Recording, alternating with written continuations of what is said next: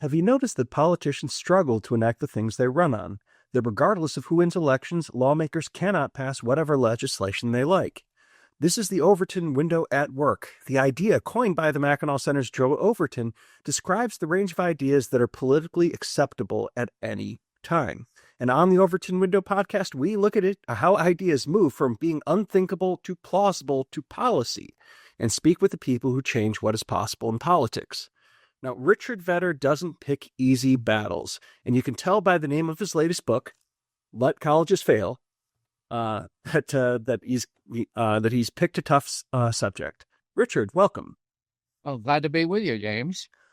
It's rare to see colleges close. Why is that? Why do colleges not close? Why do they stay open all the time?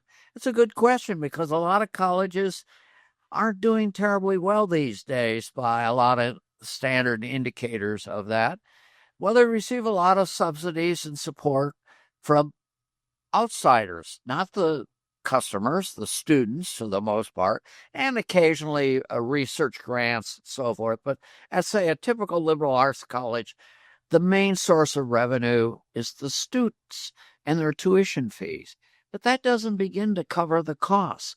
So they need to find money somewhere else. Private donations. A lot of it comes from federal and state subsidies of one sort or other.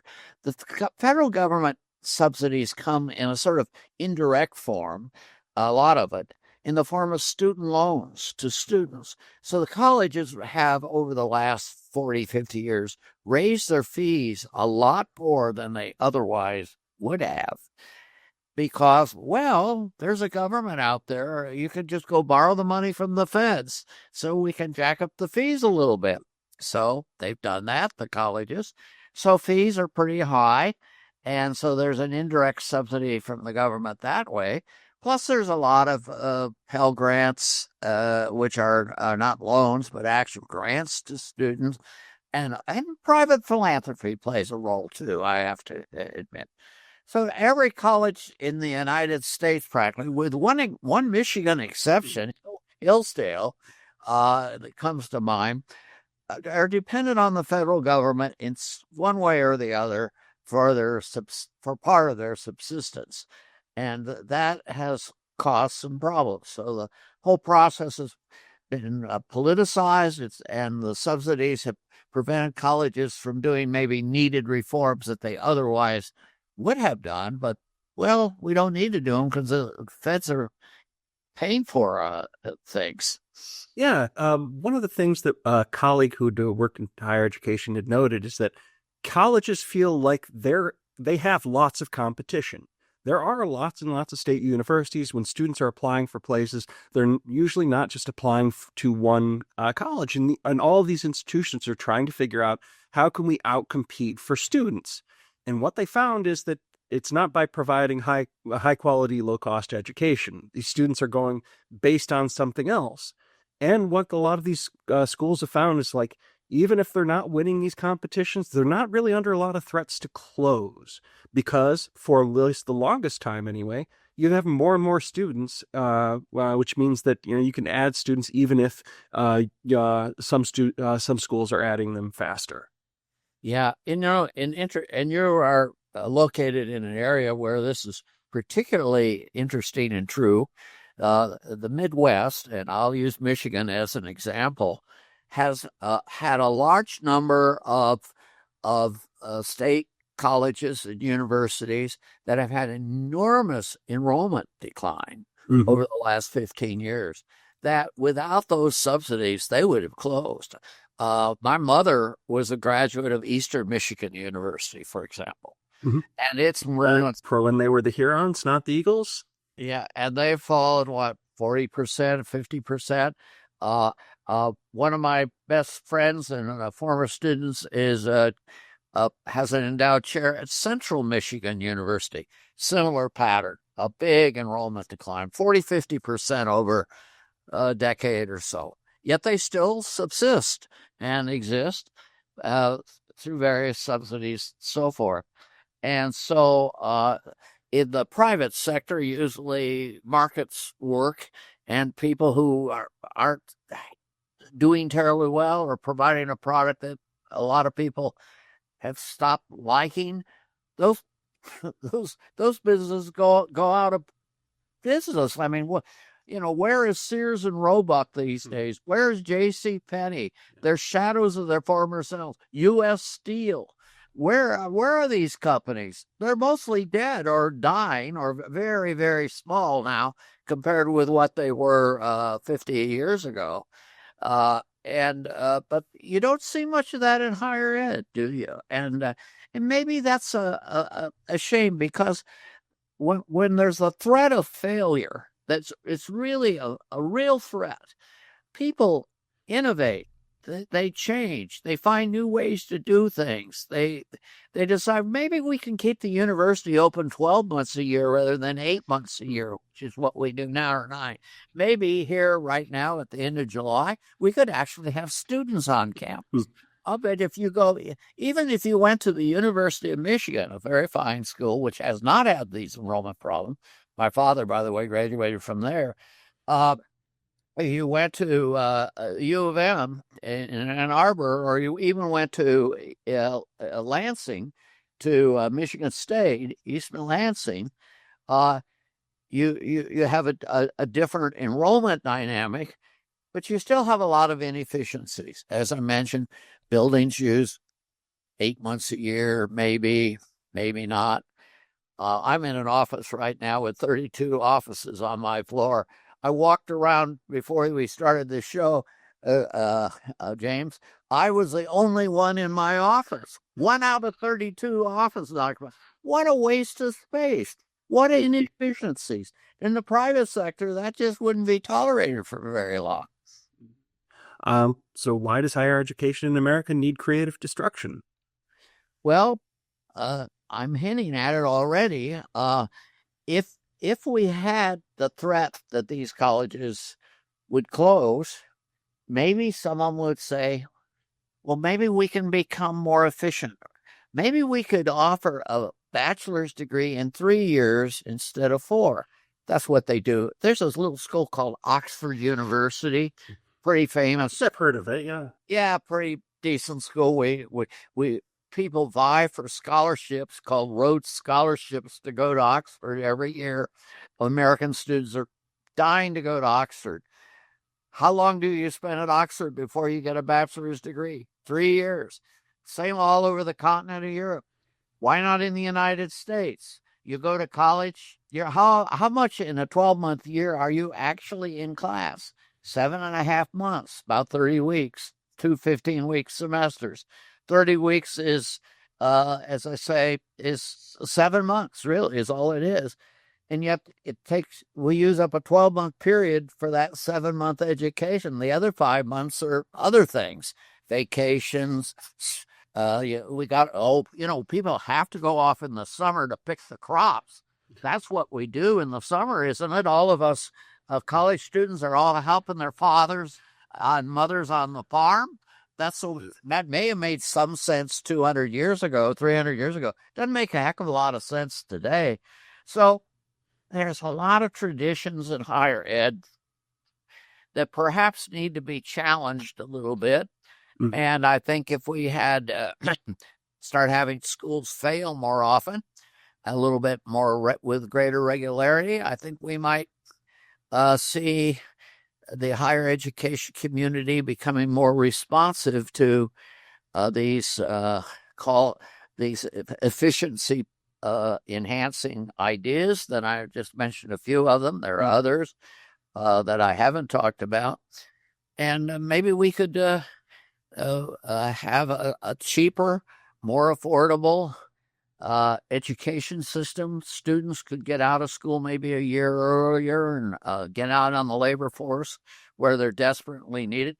Another factor in that, James, is, and this has nothing, the colleges are not at fault for this, birth rates have plummeted all over the world, not just in the United States, all over the world. So we're facing sort of an Armageddon. We're facing young people in America are going to be enormously burdened in the next generation or two. Someone has to take care of growing numbers of 80 and 90-year-old people who need some help because they can't work. I'm in that group myself, by the way. You will see I am working. Some of us even still work because we're crazy and deranged, maybe. But we can modify our system, I think, to meet this challenge. In 1950, there were about 6 people of, let's call it, working age for every young person, or I mean, every old person over 65. So we had 6 working age people for every old person, to sort of simplify it. By 2050, 100 years later, it'll be about 3. And from 6 to help pay for the old, now we will only have 3. That's quite a burden. Our Social Security system is going bankrupt because of other federal irresponsible behavior. You people in Michigan do a lot of crazy things with your state government, but it's child's play compared with what goes on in D.C. Bell's budget requirements help out a lot. Yeah, I used to work for Congress too. I plead guilty to part of this. I spent some time with a gang of 535 in Washington. For listeners, check out that episode we did where he talks about his work in the Council for Economic Advisors. So anyway, so we have this. I think colleges are important. I think they're valuable. I think for the most part they're good, but we have to change. I came on a statistic yesterday that I immediately wrote an op-ed for the Wall Street Journal, which they may or may not publish. Mm-hmm. But I'll share it backed up with good content these days, which is a good problem to have. So anyway, I'll share you. You are the first audience to hear this. It's nothing. It's just I came on it almost by accident. Let's look at the states in the Union which have the highest percentage of college-educated adults. I mean, where the largest percentage of adults are educated. The single state that's number 1 is Massachusetts. Yes. 48% of people in Massachusetts have at least a bachelor's degree. Yeah. But by the way, I want to say that's still less than half. And this is the most. Like, most people do not have a college degree. But anyway, Massachusetts, 48%. What happened in the last year that we have statistics in terms of migration of people? I'm talking about native-born Americans. I'm not talking about immigrants. What happened? People left Massachusetts. More people moved out of Massachusetts than in. People were fleeing this highly educated state. What is the state of the union with the smallest percentage of college-educated people? Ooh, I don't know. West Virginia. Okay, yeah. 24%. Exactly, almost precisely, half of the proportion in Massachusetts. Mm-hmm. Only 24% of the people in the state of West Virginia have at least a bachelor's degree. Some of them, of course, even have master's or PhDs or law degrees or MD degrees, so on. But less than a quarter. West Virginia had in-migration of people. In-migration. People were moving into West Virginia. Now, what does this say? It may be just coincidence. It may have to say nothing. But I have a feeling that there's something about the environment of colleges that it is unattractive to a large percentage of the American people. And they just don't like what goes on in those highly educated states. Mm-hmm. People are maybe too woke, too progressive, too contemptuous of traditional American values, and they feel uncomfortable in those states, and they moved. And also they're in states where because universities are very liberal, their faculty are progressive. They tend to be wokishly progressive and whatnot, they tend to have a very high percentage of have high taxes, for example, because to fund a lot of generous public policies, government programs of one kind, welfare benefits, one sort or other. They have ultra cool environmental laws, so that we're gonna keep the temperature on the planet Earth down by 1/100th of a degree centigrade by the year 2150, even if it means we have to double the price we pay for electricity, whatever. So these things are going on. So Californians who are ultra woke have an enormous outmigration right now of people. There are people fleeing California. They're fleeing New York. They're fleeing New Jersey. They're fleeing, and these are all very progressive, left of center states, and they're moving to states, other states who tend to be more. Fastest growing states in the union right now are Idaho and Utah. Yeah, the states like Idaho and Utah, precisely. And then, people said, well, people are moving to Florida because the weather's so nice in Florida. Well, the weather's pretty much the same in California. California's drop dead gorgeous. It's nicer because you don't get that wet season. Yeah, actually, California may be the night. Well, you know what state in the union has one of the largest outmigration of population outmigration relation to its basic population? Hawaii. Hawaii is losing people. Now, there's a talk about paradise, climatic paradise. Hawaii is hard to beat. It really is. South Dakota has in-migration of people. Now, no one moved, do you want to move to South Dakota? Because if I have a good paying job, maybe. And that's, you're on to a point there, James. And so what I'm saying is colleges are what economists sometimes call, college-educated people, or maybe colleges themselves are maybe what economists sometimes call negative externalities or negative spillover effects. College graduates are not helping society like they are purported to do. Now, I say this as a college professor who has taught at a university. I was teaching college. Literally, I was teaching class the day John F. Kennedy was assassinated in 1963. Now, that is 60 plus years ago. I was only a graduate student, to be sure, but I was teaching a class at a Big Ten university, and a fine university, University of Illinois, to be precise. And so I've been around the block, and I've been around higher ed for a long time. And I love it. I think it's a great, I think we do a lot of wonderful things. And I do think young people it's better to learn more than to be ignorant. Ignorance is not cool. Learning can help develop not only vocational opportunities, but make life better in many ways. But we've goofed. We made mistakes. Mostly public. Too much of a good thing. Yeah. Too much of a good thing, and also too much government, I think, is involved. I think I'm reading a biography of a famous conservative person of the 20th century, William F. Buckley. Oh, the new one. Yeah, the new book. I'm reading it.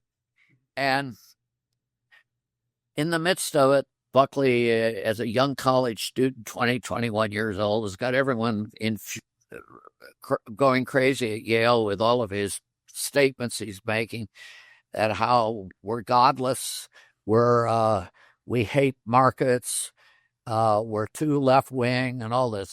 Buckley's saying this was as the editor of the Yale Daily News. Mm-hmm. And so anyway, Buckley has the president of Yale University, who's about ready to retire, speak there. And the president of Yale, what did he warn about? Either at that talk or one given a couple months later. The guy named Charles Seymour. He says, higher education is going to be in trouble because it's depending too much on the federal government. It is becoming it's threatened by federal government subsidies, and that'll take away our independence and our integrity and the way we do things, and we will regret it. Now that was said in January or February of 1952, 73 years ago, and it has certainly come true.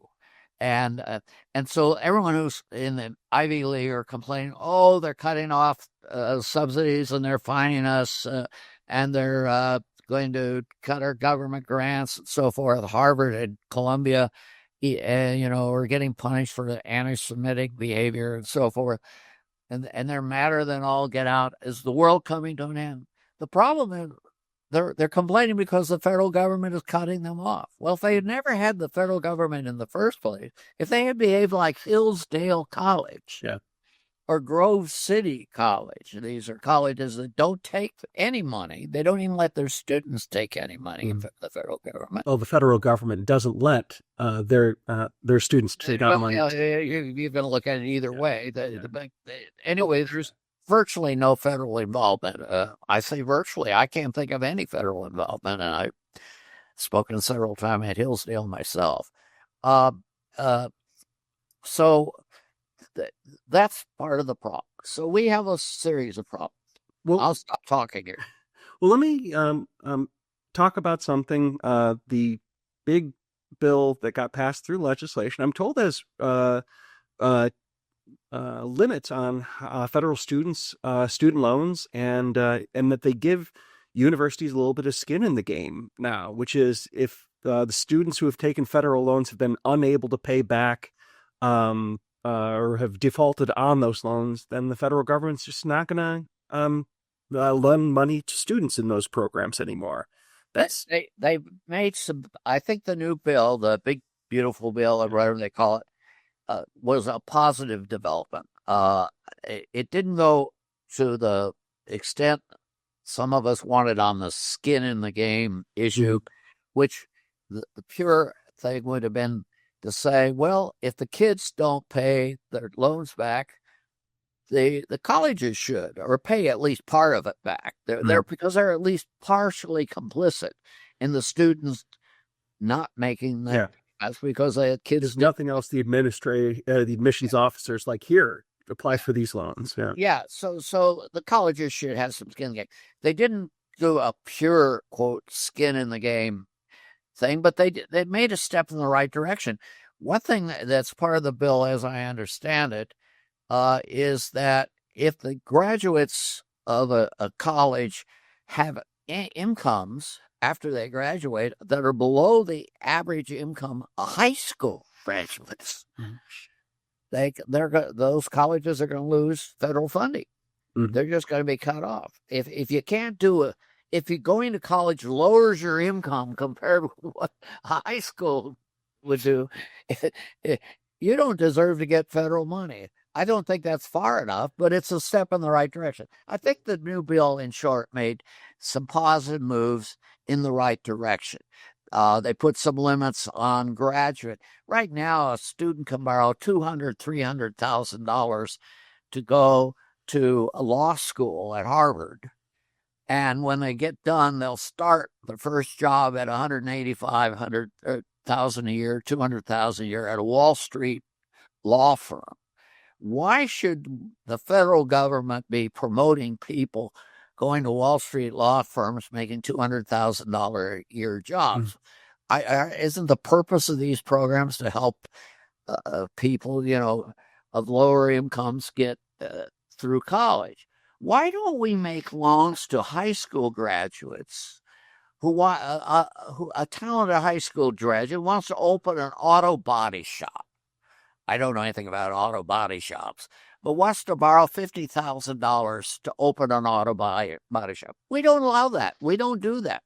But if you want to borrow $50,000 to go to Harvard, oh, that's all right. We'll, of course, lend you the money. So it's crazy. Well, I want to talk about this shift in the Overton window because my understanding of the federal loan game is that they only expanded, they didn't contract. In fact, during the Biden administration, the taxpayers are now just paying off particular people's student loans and without congressional approval, which is crazy to me. And we were part of a lawsuit challenging some of that. Yeah, absolutely. My anger over the student loan program reached heights that I didn't think were possible. Always thought the program was inefficient, inappropriate. I didn't even see the reason for it. I mean, people were borrowing money for banks and their parents and other ways to go to college before we had a federal student loan program. Federal uh, college attendance was rising sharply through the 1950s and 60s and early 70s before we began these large student loan programs. So I didn't ever understand why we had them in the first place. But it's gotten way out of hand now, and we need to put a stop to it. And maybe what we need to do is find other ways for people to finance it. Yeah, and in the Biden years, as you said, James, I mean, it was just they were doing, I think, totally unconstitutional.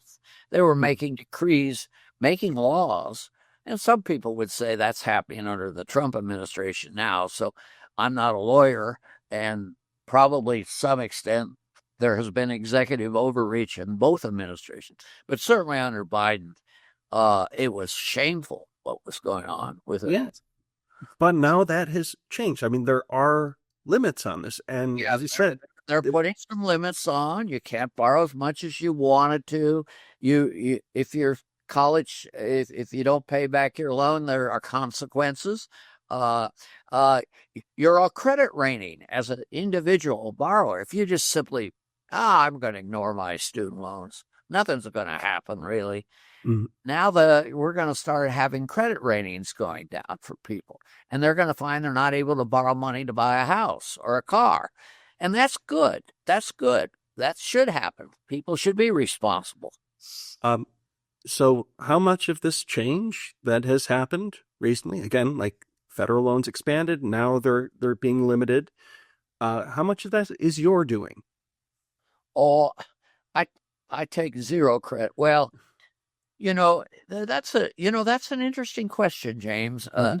Not just with respect to me, but with respect to people generally. How much can they impact policy? How much can academics impact policy? Put it at a broader than just my personal thing. And obviously, academics influence policy a lot. Everyone who, you know, Trump's top advisor, Biden's top advisor, most of them had prominent academic backgrounds. One or two of Trump's top advisors are friends of mine, former academics. Kevin Hassett, who was a prominent had a prominent academic background, and then with a fellow think tank, the American Enterprise Institute, and whatnot. These are the class of people who are academically oriented dominate the Washington scene. And Washington is, in a way, run by academics. And they run it. They also contribute a good bit of the money, particularly for the Democratic Party, because most academics seem to be Democrats. And so their universities are wards of the state. That's what they are. They are wards of the state. And that's too bad, I think. I think Harvard was a wonderful school when it wasn't a ward of the state. Mm. And et cetera, et cetera. And I think Hillsdale's a wonderful college because it never was a wonderful ward of the state. And there are a few others. I keep talking about Hillsdale here. I never even attended Hillsdale College, but My grandparents did. yeah, it's a good school. Yeah. So my state government showers the state's universities with taxpayer money and doesn't ask for anything in return. Not even for in-state tuition for state residents anymore. In fact, there are some places that offer out state students same in-state tuition, which might be a good thing. But I'm mostly met with shrugs when I point out that the state can ask them to do something for all of the money that gets handed out. What is it going to take to get legislators to care about their role with state universities? Wow, you're asking a tough question. Yeah. Trying to get legislatures to act responsibly is a very difficult thing to do. Mm-hmm. As one who has worked for legislators, and I think I've spoken at more than 25 state legislative bodies in the United States. In other words, I've all the way from Alaska to Florida. I can use that as an example. I've spoken in Juneau. I've spoken in Tallahassee. I've spoken in Lansing. Mm-hmm. So I've been around the block a little bit, and there is a problem in America that politicians respond to their immediate whatever provides job security for them in the short run. Fortunately, in state governments such as Michigan and in my state of Ohio, we have balanced budget amendments that enforce a modest amount of responsibility on state politicians. Not as much as we would like, perhaps, but they at least have to balance their budget. The federal level, we don't even have that. Mm-hmm. So at the federal level, a politician makes a decision. Well, if we spend $5 billion on this, I'll win votes, and more than I'll lose votes, so I'll be ahead. So they always want to spend money. So there's votes to be won by spending money. There's votes to be lost by taxing people or cutting spending or doing something that would balance budgets, to be fiscally responsible. So we are fiscally irresponsible at the federal level, and we're less so at the state level. Now, there are examples at the state level where there's mistakes, and there are borrowings for dubious projects of various kinds. I read the Mackinac literature, I must say, and I must say I've noticed a few transgressions in the Wolverine state that perhaps would be better. It would have been better if they didn't happen. But I'm in Ohio, and it's the same problem.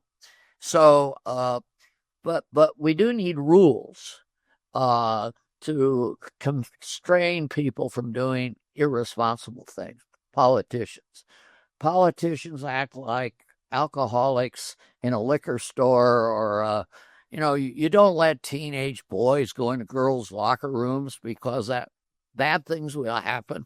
There are certain constraints we put on human behavior, and we ought to put those constraints on politicians more than we do. That's just a general statement. I'm sorry.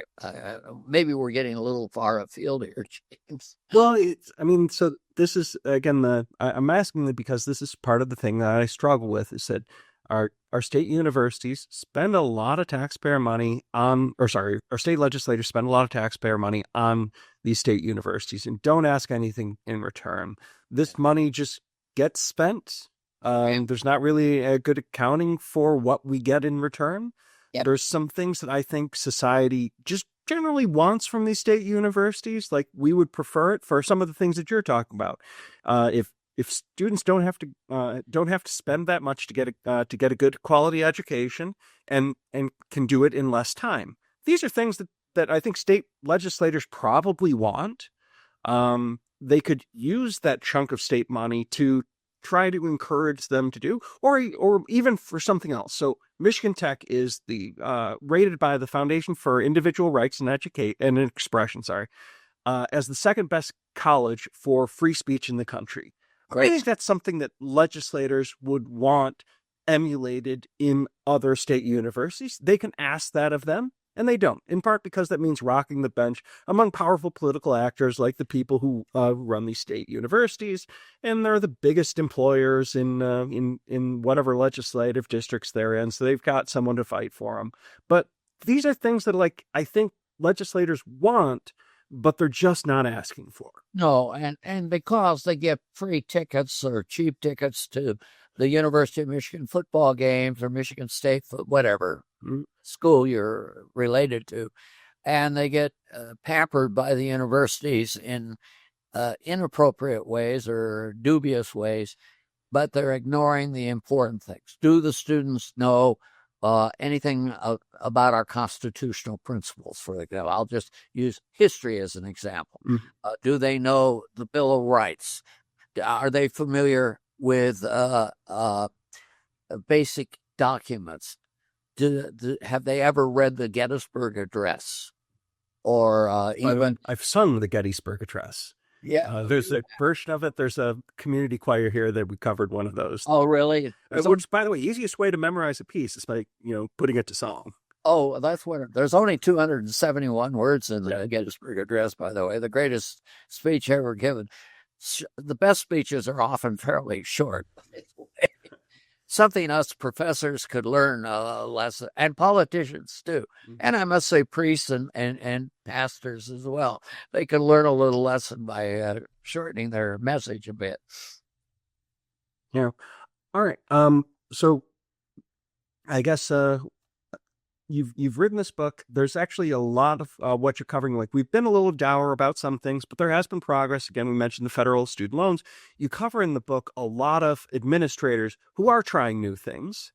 It's scattered here and there. It's not like big industry trends, but there are administrators doing entrepreneurial things in higher education. So where's this all headed?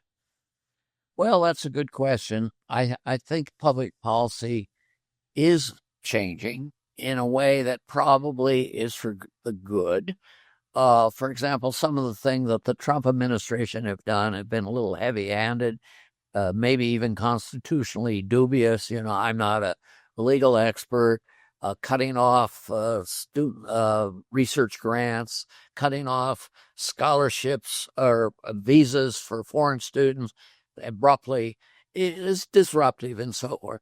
But it does send a message that the public is not tolerating the way colleges are behaving. They don't tolerate anti-Semitic behavior. They don't tolerate crazy spending in some cases. Some campuses are like country clubs these days. Building, it used to be they built climbing walls. Then they built lazy rivers, whatever a lazy river, sort of super swimming pools for the students. In Michigan, that's probably less important than it would be in this southern state. But so where is it heading? I think as enrollments have declined for the last 15 years in the United States. There are fewer people going to college today than were 15 years ago. That the markets are working in a sort of inefficient way because they're so much government subsidy. Government subsidies prevent them from working efficiently, but they don't totally have an impact. They are having an impact. Markets are having an impact. And as that happens, more colleges are starting to fail. We've had most states in the union have one or two. Large states have one or two, at least liberal arts colleges have failed. There's one in Adrian, Michigan, that failed the other day. I forgot the name. It wasn't Adrian College. It was the other one. It wasn't the other. It was a Catholic college in Adrian that failed. And as those schools start to fail more, colleges are going to have to say, we're in trouble. We've got to do something different.